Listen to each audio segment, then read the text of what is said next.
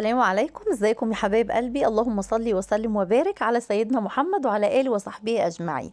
بصوا يا قمر، احنا النهارده هنعمل جاتوه شاتوه شوكولاته عادي خالص يا بنات، بس هنعمل فيه ايه؟ هندلعه شويه.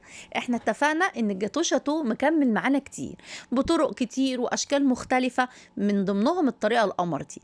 ما يعني بصوا، ما تبصوش للشكل الملخبط، بس والله كل اللي دقها مش عايزه اقول لكم شكر فيها جدا وعجبته جدا، وان شاء الله باذن الله تنال اعجابكم. يلا عشان احنا ايه يا قمرات مستعجلين.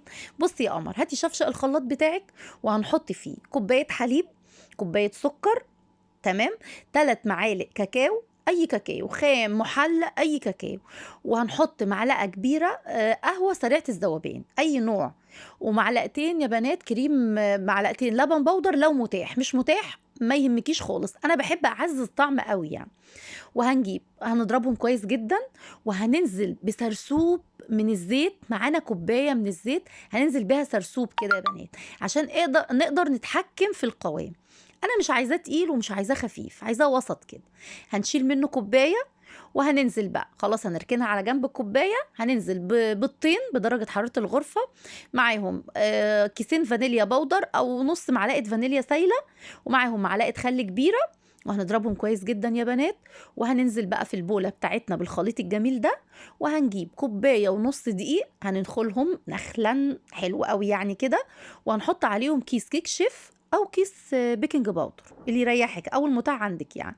وننزل على ايه يعني، على كذا مرحله يعني، على كذا ايه، شويه شويه، مش هننزل بيهم مره واحده، لسه عايزين ندخل الهواء فيها كده. وهنعملها يا بنات، لما تيجي تضربي الكيك اضربيها في اتجاه واحد، يعني ما تضربهاش كده او كده، لا، في اتجاه واحد. برضو ده من الحاجات اللي بتبقى من هشاشة الكيك، الخل، انك تضربي في اتجاه واحد، انك تنزلي على الدقيق يعني على كذا، على اسمها ايه يا بنات، على كذا مرحلة، او الكمية يعني مش كلها، انتوا فاهميني طبعا يعني. حلو، هندخلها فرن وسط على درجة حرارة 180. طلعت بالشكل القمر اللي انتوا شفتوه ده. الجاتوه شاتوه يا بنات ما بيبقاش عالي، لان انا عملتها في صينية كبيرة شوية عشان تكفي يعني، مش عشان اي حاجة. بصوا انا قلت ادلعها بقى هنا كده. كيك شاتوه عادي جدا، هنجيب كوباية الصوص وهي في نفس ذات الصينية، هنخرمها وهنسقيها. دي بقى الكيك الشاتوه العادية القمر اللي احنا بنعملها. احنا قلنا اتفقنا ان احنا هندلعها.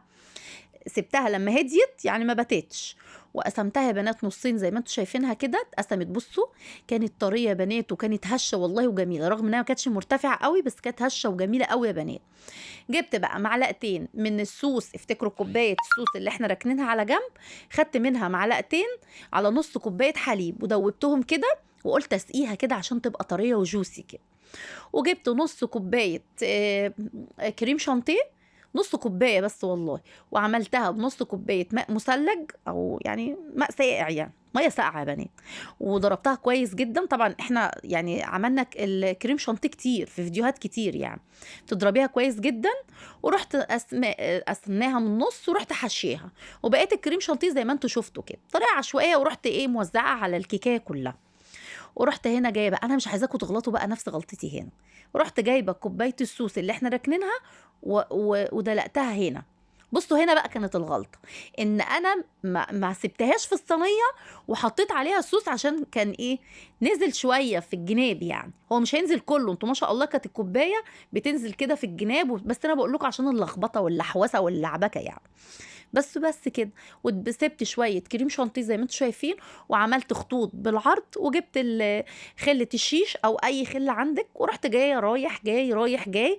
وكان عندي شوكولاتايه كده بشرتها وحطيتها فوق الوش وعلى الجناب.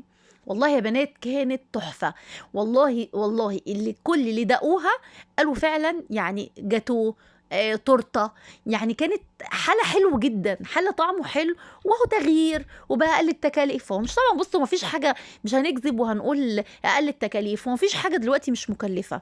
كان الله في عون كل الناس، وربنا يقوينا ويعيننا، بس اهو شويه ندلع الولاد، شويه نغير لهم عشان ما يملوش وما يزهقوش. بتمنى انها تعجبكم، بتمنى تجربوها يا امارات، ولايك وشير لو عجبكم الفيديو. استودعكم الله الذي لا تضيع ودائعه.